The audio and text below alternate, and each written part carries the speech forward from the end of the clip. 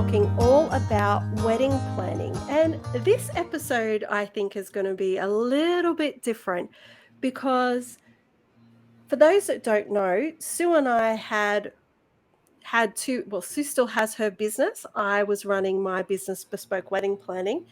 And from the outside looking in, they probably looked quite similar.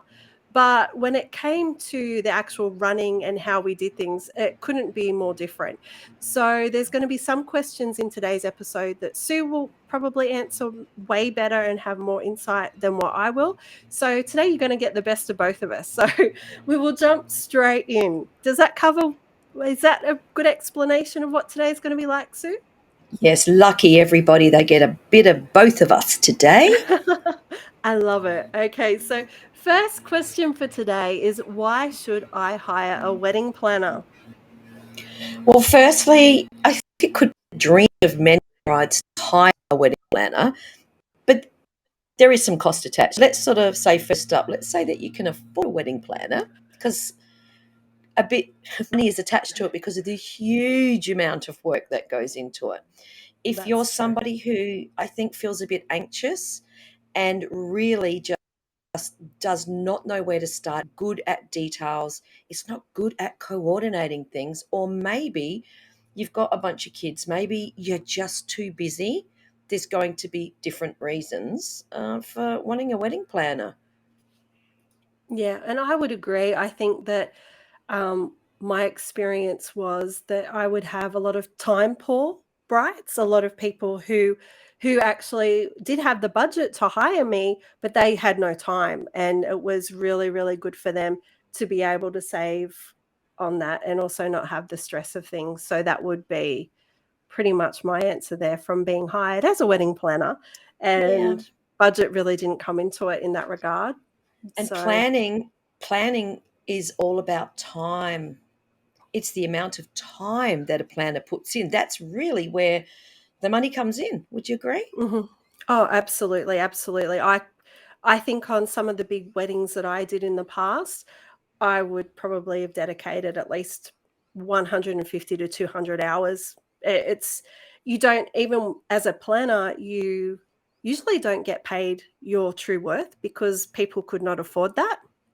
And also, I think as a planner, every wedding is so different. You can have a basic structure or outline that you follow, but until you get in there and until you get to know the client, you're actually not going to know how much time you're going to spend with them because some couples are more needy than others, and that's okay. And that's just the name of the game, you know? So, That's really yeah. true. I was actually just going to use the word needy then. I was going to say the same thing. There's some brides and grooms that really just are, they're a little more clingy and they really need you for emotional support as much as they Mhm. do everything else. And there's other brides that you've got to go, hello, like your wedding's in 4 weeks. Can we talk, please? So yeah, very different with what people are like.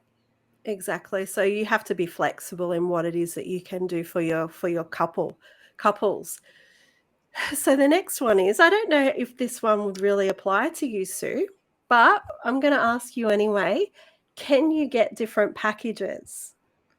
Look, when it comes to wedding planning, and this is somewhere where I'm probably going to throw a little bit over to you, Sarah, is, and I'll explain to everybody why we're very different. With what you used to do, you used to have your little venues and you would take your stuff all out there, pack it up, do your thing, and then go. But with me, I have a designated venue that is set up. I've got my own storeroom, everything's there. Everything that you would normally be taking is all there. The speakers are there, they're plugged in. It's very, very different. And this Hmm. is why I think in this instance, it's probably good to throw back to you a little to get this one started. Well, I used to have, again, I used to work at set venues when I had my wedding planning business. So I had about at one point 15 different venues across from pretty much from the Blue Mountains up to Nelson's Bay and out to the Hunter Valley that I would work with. And I also had separate wedding planning. So I had kind of pre-made packages to a degree with these venues. And then I would do individual wedding planning, finding suppliers, all of that kind of thing. So in the wedding planning side of things, I used to have 3 packages. I had sort of like, I guess you could say it was bronze, silver, and gold, and they would range differently into how much time I would put into each wedding. The lowest one, it was more for the couple who would plan a lot of the wedding themselves, but then they would want someone in the last couple of months in the lead up to the wedding to kind of get the timeline right, to liaise with suppliers, to make sure that everything was taken care of, to make sure all the final payments were paid, that type of thing. And then to have someone, pardon me, to have someone there on the wedding day to make sure that everything went through. So that was kind of my base wedding planning package. The middle one probably started about 6 months before the wedding, and it had more of helping choose suppliers and then those services as well that I mentioned. And then the top end package I had was just, I would come to everything with you. You got a mini iPad with all the information on there as to how to communicate directly with me.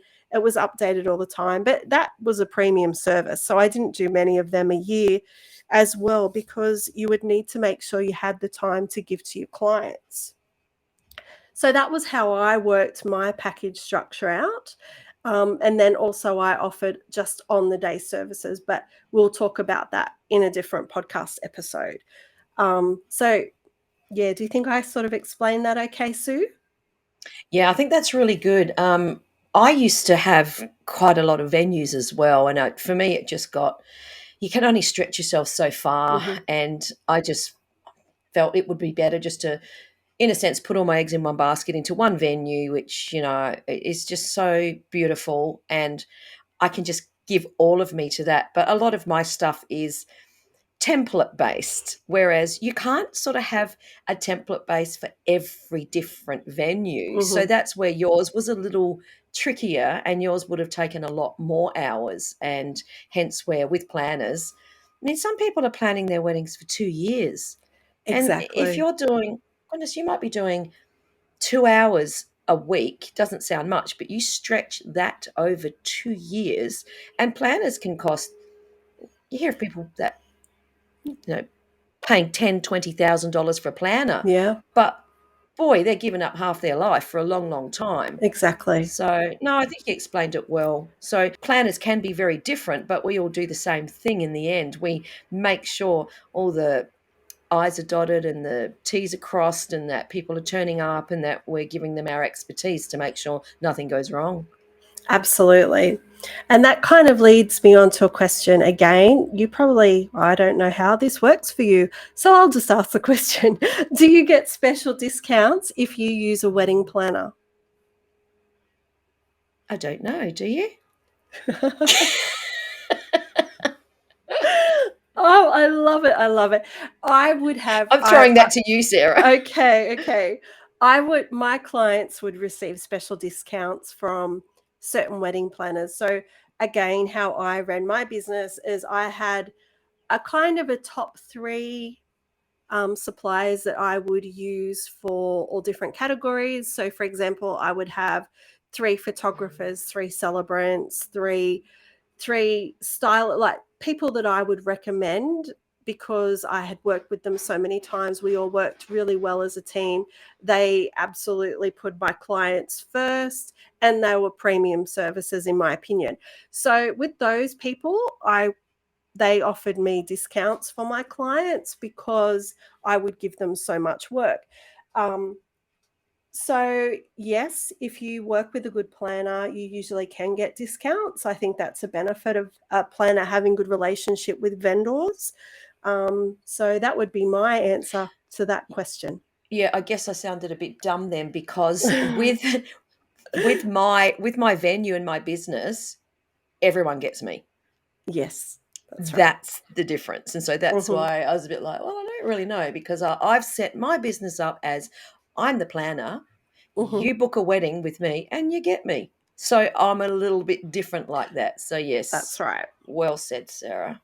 That's I that's can hear exact I can hear Coda there. Has he been having a bit of fun? Yeah. Oh, Yes. my little grand doggy, he's so sweet. He's I here, could I'm hear giving him pats. I could hear these weird noises, and I'm going, "What is that?" Oh, no, it's Coda, yes. I'm sorry, little Coda has come to get some love, so yeah, Yeah, here he my 2 have, I think, gone running outside, annoying the cows or the birds or whatever out there, so at least they're not annoying me at the moment, so happy about Well, that. I know, but I'm sure they'll be back soon, so our listeners Oh, will they'll be get to back. hear them, I'm sure. Okay, so the next question I have here, let's see who's gonna answer this one. What was that? All right. So, what does a wedding planner actually do in the lead up to a wedding? So when you say lead up, give me a time frame. Are you saying Um, lead up is in 8 weeks, 4 weeks? I would actually say from time of booking. Okay, so in that lead up. Yeah. So Yeah. I think the beautiful thing about a wedding planner, and every wedding planner has different services and different specialties, is Absolutely. that it's up to the planner to put together the schedule and the timeline to make sure things run correctly on the day, having to understand how long a videographer needs, how long a photographer needs.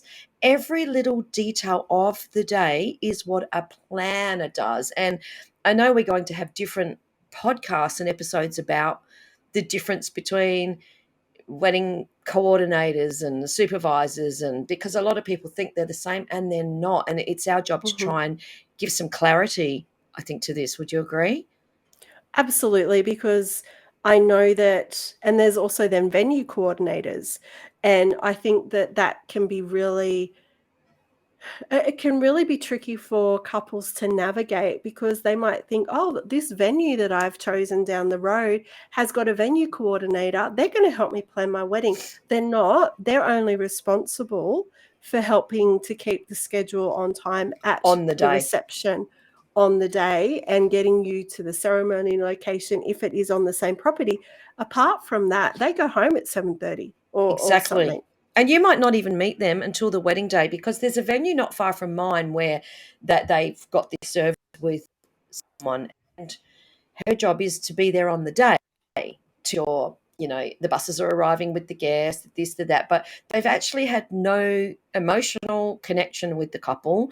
They don't Mhm. really know that much about them. They're just there on the day to look after things, and they've probably got a sheet with all the information, but that is not a planner. Like, as a planner, we know everything about our couples and their kids, and if they've got an annoying auntie or uncle, or if mother-in-law's driving them crazy, we really connect with them. It's really nice. But no, that is not a planner, and sometimes people are disappointed. So it's managing Mhm. expectations, that venues should be a lot more specific than they are. But unfortunately, a venue will say anything to get a booking, and they might throw the word planner loosely. And you're not going to be calling your venue coordinator at 8 o'clock at night and expecting them to answer a phone and answer your question. That's never going to happen. But as a planner, that's what we do. Absolutely, absolutely. And I would agree with what you've just said there. For me, when I was doing my wedding planning, I would you do everything in the lead up to a wedding, and the main thing is that timeline is gold. People do not understand the amount of time and importance that as a planner you put on that timeline. You put down everything. You make sure everybody in the team has got it on the day or beforehand in case any adjustments are needed.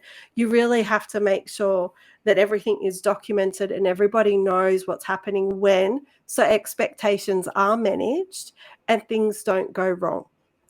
So Yeah, I think you said something which is really big to me. And what happens at weddings is a photographer hasn't got a clue what the videographer's doing, hasn't got a clue about the cake, got a clue about the flowers. They just know their own little portion of the day. And I really believe that little knowledge is dangerous. So with my team, the beauty of social media is, we have our messenger group chats for every wedding, and whoever's working at it, which DJ, photographer, etc., they're all added to the group, and this group will be going for probably 4 weeks in the lead up to the wedding, where I'm constantly adding information, so my DJ knows what my photographer's doing, my photographer knows what the caterers are doing.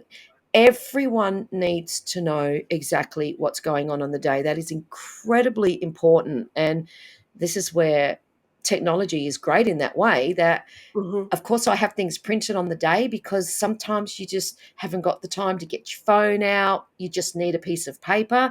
I have printouts. I'll clip one at the DJ desk. So he'll walk in, grab his paperwork. My team get there. Where's the paperwork? They want to look at it. They want to check everything off. So everyone knowing what's going on a wedding day is crucial.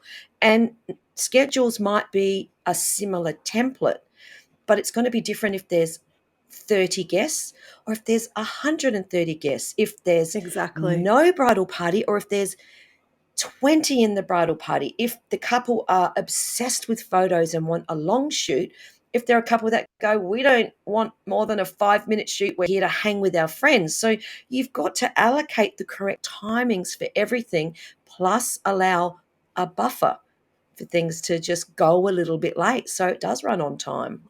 Absolutely, absolutely. And then it leads me into actually what does a wedding planner do on the wedding day itself? So again, I think that it would look quite different between what you would do and what I would do there.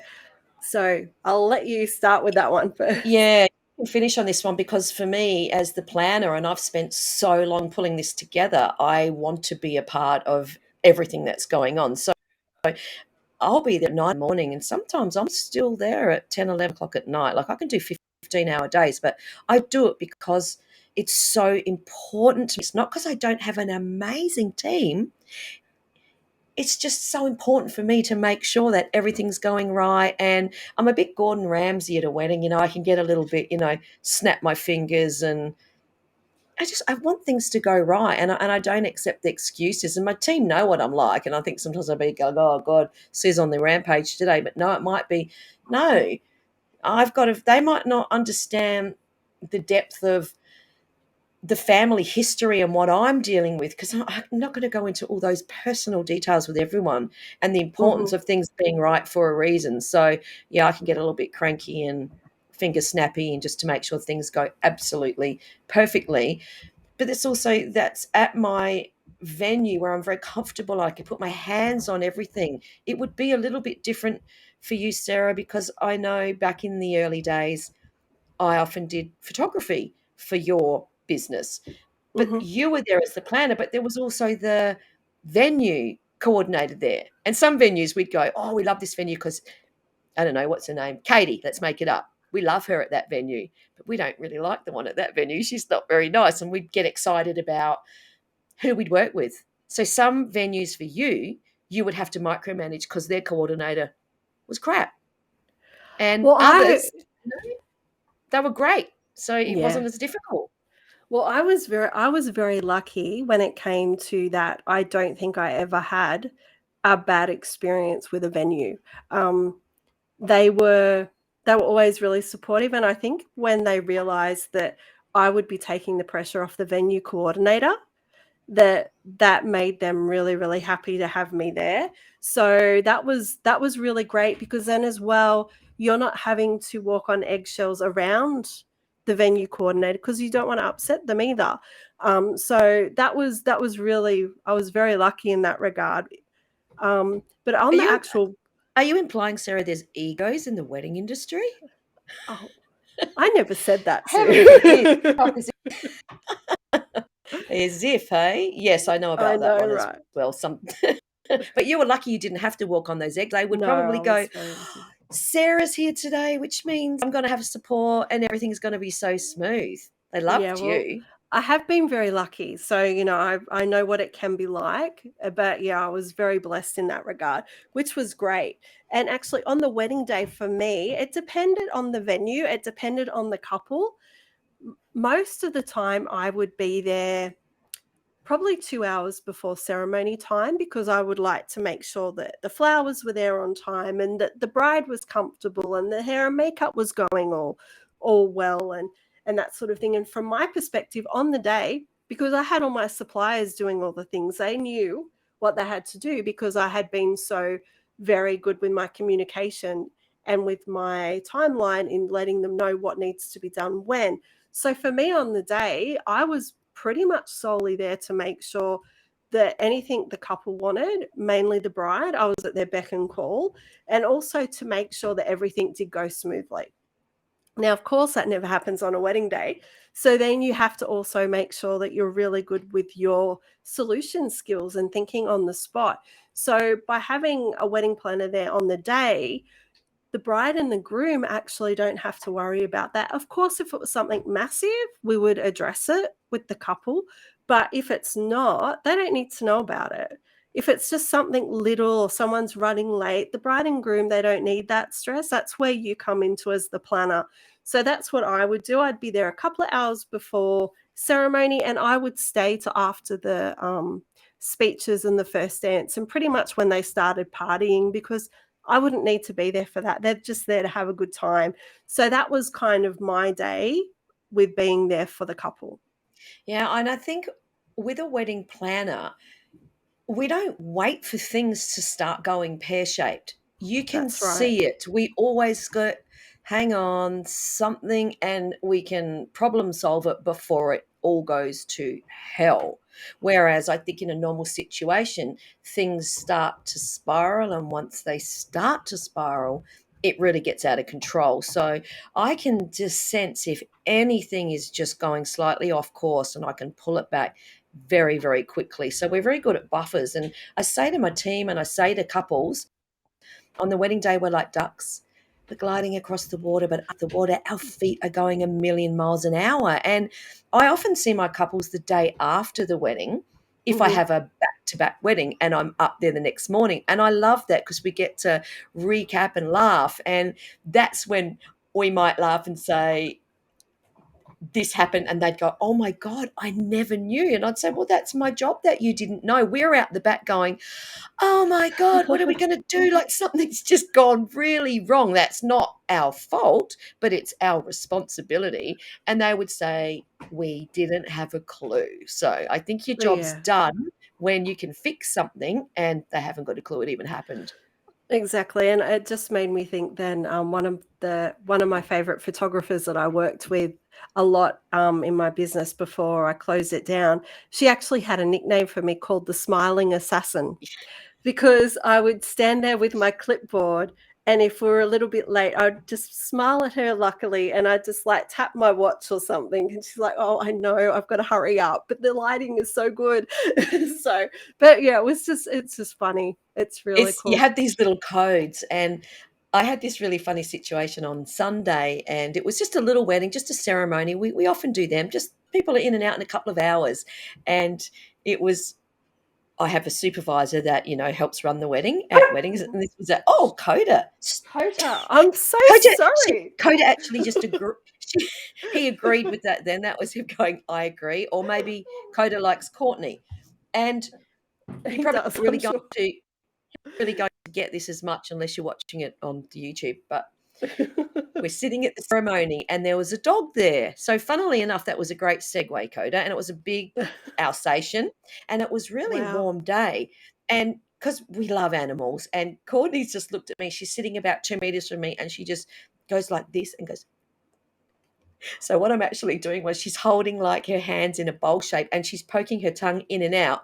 And I instantly knew she meant, should I go and get a bowl of water for the dog because it looks thirsty? But it just made me laugh so much. And still to this day, it's making me laugh at watching all these little codes that we do. And then Yeah. Dave, who was taking the photos, was about 10 meters from us, and they were signing the register. And the bride was crying, so he needed a tissue, which of course we've always got this stuff ready to go. And he's done Uh-huh. the little uh, dab, dab, dab, like like the eyes she's crying, dab, dab, dab, and we know, oh, Dave needs a tissue for the bride. So you have these Yeah. little codes, and sometimes you have your cranky codes, which mean just do it and run, and people just drop everything. Your team drop everything and run, don't they?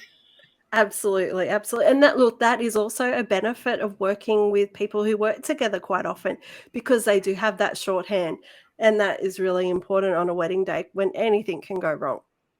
And it does. It does. Okay, so I know we're going over time today, but I've got a quick couple more questions. Um, This one, I don't know if you know a lot about this, Sue. How much does a wedding planner cost? Look, how long's a piece of string? So I'm going to let I know. you answer this one, Sarah, because I mean, I do know what they sort of start from and to, but because you had those price guides in place, and bear in mind now, Yeah. you could probably raise that quite a bit more. You're probably a little bit more equipped to answer this one. So over to you, Sarah. Okay. Okay. So for me in my business, that's the only thing that I can sort of refer to because everyone is different. My base package for wedding planning started at 2,500, and my top tier one went to $9,995. So it is a very big sort of price range, but there is a lot of different things that go into each service. So I think that anywhere within that is quite reasonable. Um, there are other services that I did offer, like on the day coordination, which were cheaper than that. But I think that's something that we're going to talk about in another episode. So I'll address that there. Yeah, I think so. But you only have to think if you put 100 hours of work into a wedding, which is not that Mhm. much. You think about a normal working week is 40 hours. And if the wedding's been booked for 2 years, and if you even $50 an hour, there's 5 grand. Yeah. And 50 And bucks an that's hour is what I pretty mean. cheap for the skill. So this is why ten to Exactly. $20,000 for a planner who has been by your side for a couple of years is not a lot in the scheme of things. Absolutely. And also, this is based on what a few years back. So this was pre COVID pricing, people. I wonder So what these David, days, what is David, is it Tutera? Is that his name? I love him. yeah, Tutera is Tutera. I saying wonder what the same. he's probably 100 grand. What do you reckon? Oh, easily, easily. But also some wedding planners charge a percentage of the total wedding cost as well. So Oh, that's wow. something to also consider. So there is kind of two pricing structures there. Now, the last one, let's see if we can answer this quickly. What will happen if my wedding planner is sick and can't make it on the day? Sue, what Okay. happens if there's no Sue? Okay. Well, there was no Sue for 2 weddings early this year because I got COVID. And there's nothing Uh-huh. I could do. But because I have such an amazing team that have so much information, the venue's set up and ready to go anyway. Um, my team just handled it and it was amazing. And my couples was so understanding. But then Mhm. that's a very safe situation. What would that did that ever happen to you, Sarah? Or what would you do if you were sick on the day? Well, I was so lucky it never happened to me, but I had things in place. Well, i- it sounds a little crazy, but I had my husband and my son, and they had been assisting me with weddings for years. So I know that they could have stepped in at any point. I also, in the end, ended up having an on the day coordinator. So that was great because she could have taken over if I wasn't there. At the end of the day, my suppliers and my team, I was so confident in them, and I know my timeline was that on point. If I could not have been there, I would have refunded them the wedding planning part of it, and I also then would have I know it would have gone off without a hitch because I just had that much faith in my Yeah. suppliers. So, if you are planning on hiring a wedding planner, my advice would be to know that. It should be in their contract. It was in my contract, and I would actually talk to my couples about it because I wanted them to know what would happen. And like I said, I was so blessed. I never had to do that, but I had something there in place in case it happened. Yeah, and if that happened and you did have to refund, you'd only be refunding just the hours on the day because you've already done the Exactly. hard yard. So it's not like they'd get the whole lot back. So, No, that's exactly and right. I'm So like you, yeah, I did Sarah, have that. Yeah. and I'm healthy, and it's just me. I'm always well, so I'm always able to work. But COVID kind of turned that upside down because I couldn't go because I couldn't Exactly. infect my whole team. So I really had Yeah. no choice. That's it. Well, I think it's time now just to get into this quick, funny little story before we wrap it. Okay. Our poor viewers are probably like, "Oh my gosh, we're going so long today." So sorry, guys, but hopefully you found the information helpful. So this question, Sue, please tell us about the time that you had a wonderful groom who decided to stand on top of a massive rock at Mistwood waiting for his bride. Yes. So at Mistwood, our ceremony location is sort of nestled into a hillside with all these huge rocks, absolutely gorgeous. And you can climb the rock and stand on top, although not many people have.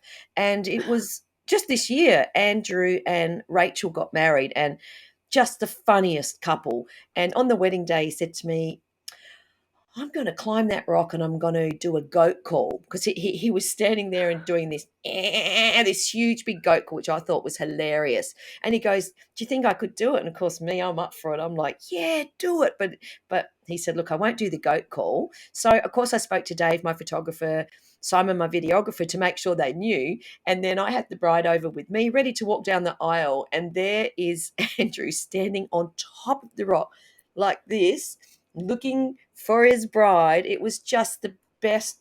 It was the guests just were laughing. It was just so classic. It was so much fun, and they've actually since moved to Melbourne to live. So, but funniest couple. It was really good.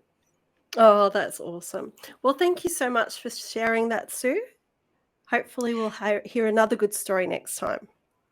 Hundreds of stories, Sarah.